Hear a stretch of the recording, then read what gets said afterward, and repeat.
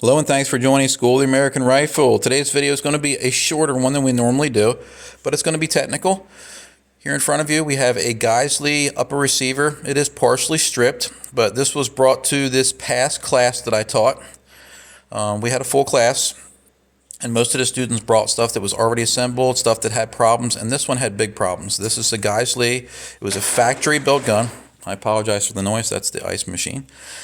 It was a factory-built gun, and it was used at a rental range. This particular upper receiver, lower receiver, the whole gun had been fired approximately 100,000 rounds. So very, very high round count. Now, this seems like it's abnormal, and it is to most shooters, but it's not unique to particularly Geissele products. I have some Sons of Liberty Gunwork products with high round counts. I have some Colt products. I have some FN products, some Noveske products. And depending on what the barrel is made of, how well it's made, how the gun's put together, the materials that are used, the AR is a rather robust and has a very long life to its parts, given the proper things are done when it's being manufactured and assembled and maintained. But let's get into what failed on this. Now, first, it's going to be the gas port. Massive amounts of erosion in it. And my friend Mike Mills from Tactical Consideration showcased on Instagram, sorry about the glare, there was a massive amount of port erosion. I'll put a link in the description below so you can actually see the video. If you're not subscribing to Mike, you should be, because he has a great channel. He's not one of the typical social media gun shills that infect our industry. Gives honest evaluations on the stuff that he gets, whether he purchases it or they offer it for evaluation. So it's something that's near and dear to my heart because I have the same approach. I can't be bought. You want to send me something, you're going to get a fair evaluation. So back to this upper receiver. So first thing, upper is gone. We'll get back to the barrel. The notch right here that the ejection port cover clips into will not retain it. And this is not a dust cover or ejection port cover issue. You can swap it out and it will still fail. And the reason that it fails, if we look close, is that there is a massive amount of wear right here. If we look at it from the side, you can see the chunk missing. So upper receiver is not going to hold the dust cover or ejection port cover closed. Now, going deeper into it, here is our cam pin cutout. And if we look really closely, let me try to change the focus. Right here, we have a massive amount of wear inside the upper receiver. And if we take this pick, if you can hear it clicking, this groove is rather deep. Now, I'm sure there's a way that we could gauge this, but I teach an inspection method in the class that uses the bolt group to try to locate potential problems when you have wear in the upper. This doesn't always happen with high round count guns, but it's a problem because if you try to visualize how the AR bolt works, in order for the bolt to retract, the cam pin has to go to 12 o'clock, and then it rides rearward.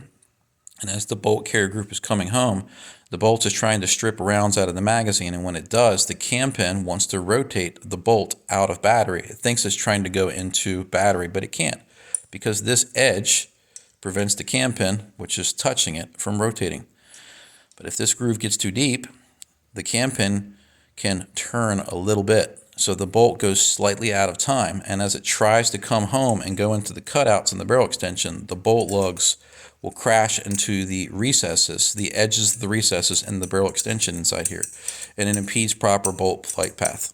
So it can lead to failure to go in the battery or just reliability issues in general. So this upper receiver is toast. It cannot be saved. Now, one of the reasons that your upper receiver might wear right there is because it's got a high round count, one like this one. Another reason can be a poor quality finish, whether it be a poor application of Cerakote or just a non-effective version of anodizing. Not all anodizing is the same, and the proper type of anodizing makes the surface, to put it as simply as possible, about twice as hard and wear resistant as the underlying aluminum. So if you don't have a good anodization job or a good Cerakote job, it will wear very rapidly. 100,000 rounds, you get your money out of this. That's a lot of ammunition if you think of the cost, even if you're only getting that at, I don't know, 40 cents a round, which you're not going to. We're talking 40,000 rounds in ammunition cost to wear this upper and barrel out. Pretty impressive. But this upper is done. I don't believe Geissele makes this color anymore. It's one of my favorite colors. But that being said, the student donated this gun to School of the American Rifle, and He did strip the bolt carry out of it because we actually fixed it and we'll go into it, but he also kept the rail. So after he donated, I was like, well, no big deal because I have a rail that fits it. It's one of the tab models. It's a different color, so now it's going to look like a Count Blemula. We don't plan on using this as a good gun. It's going to be one of the additional examples we use to show students how the parts can wear and how a properly built gun can be quite rugged and long lasting. So barrel shot out, the throat erosion gauge drops in all the way in. It has fire cracking in the barrel. If you don't know what fire cracking looks like, you can Google it. It's all over the internet. It's nothing new.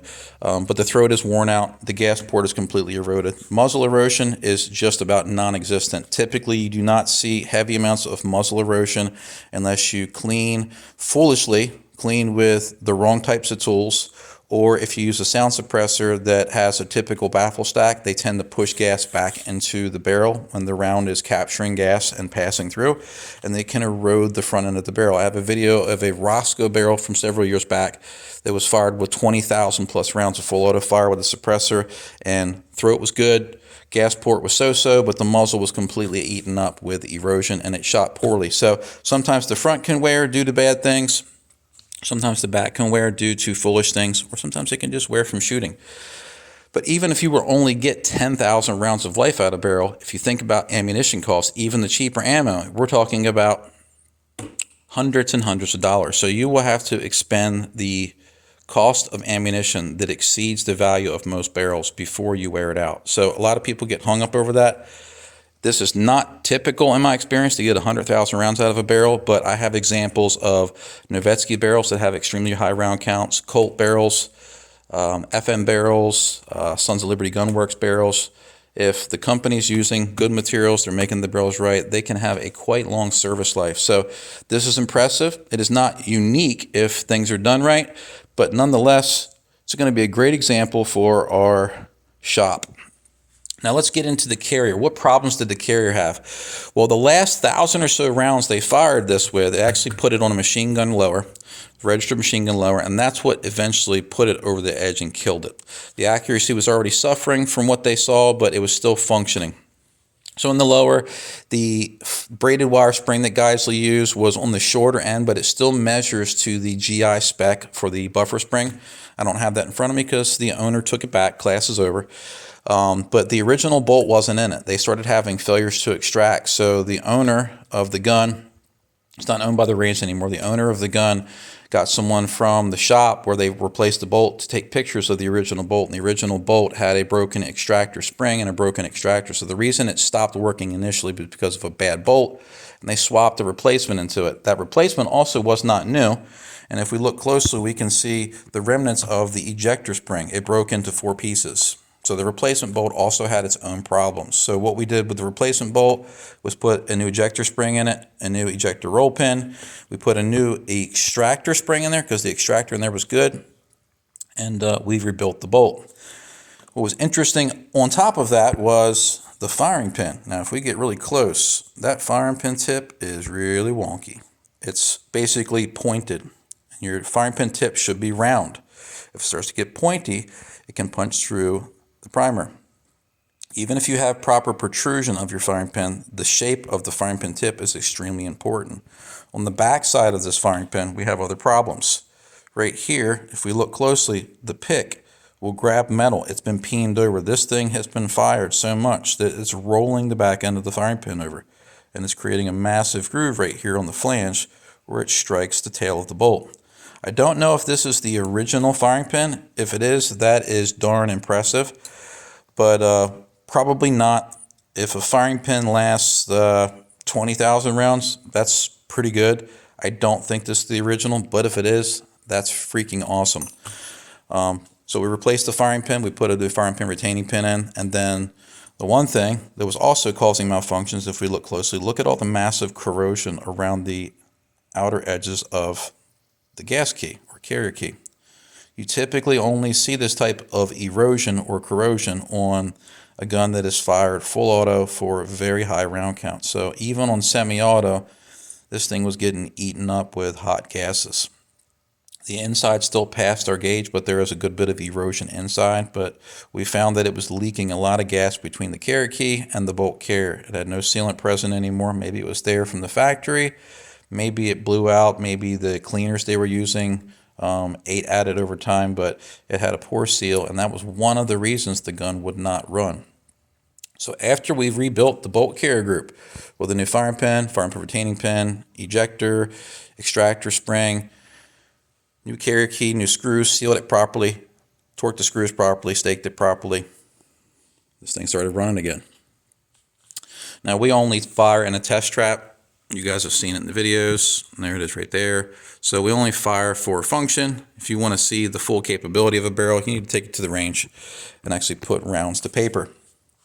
The other thing that was rather interesting was a high round count charging handle. This was the charging handle that came with the gun from what I understand. I don't recall if Geissele matched the charging handles with the colors of the uppers and lowers. So maybe this is a replacement. But look at the lug that grabs the bolt carrier, and this is what allows it to operate. Look how much this has been pushed back from people ripping on the charging handle. Typically, when you see it rolling over like this, the charging handle wants to jump off of the carrier, and that can cause it a very difficult rearward cycling of the bolt carrier group if you try to manually charge it. It'll try to jump out of the notch in the bolt carrier and cause it to hang up. So this one didn't exhibit that, but he also donated the charging handle. We do also have other versions of charging handles from other manufacturers that have worn like this. This is not abnormal given the round count. Sometimes they'll crack right here on the edge. Sometimes they'll bend. Sometimes the latch will wear out. Sometimes the roll pins will shear, or the spiral pins, depending on what they use. But charging handles are a replaceable item. They do eventually wear and fail. So don't expect them to live forever if you actually use the gun. But he kept the lower. We kept the Geissele braided wire spring in there, even though it was getting shorter. But we tested it with those replacement parts, and it ran just fine. He still offered the donation to us, so we're grateful for it. But just wanted to share something that most people might not see. Some people do burn down videos on the internet, and it's great education if you like to see if something's capable of high round counts. But it's not always realistic because this gun wasn't designed to be a belt fed. So a burn down video on an AR-15 isn't actually realistic unless you're going over a combat load. But still impressive when something lasts this long. Check out Tactical Considerations if you don't already subscribe. Those of you who subscribe to us, we're grateful. And as always, we hope you found this video educational. Thanks for watching.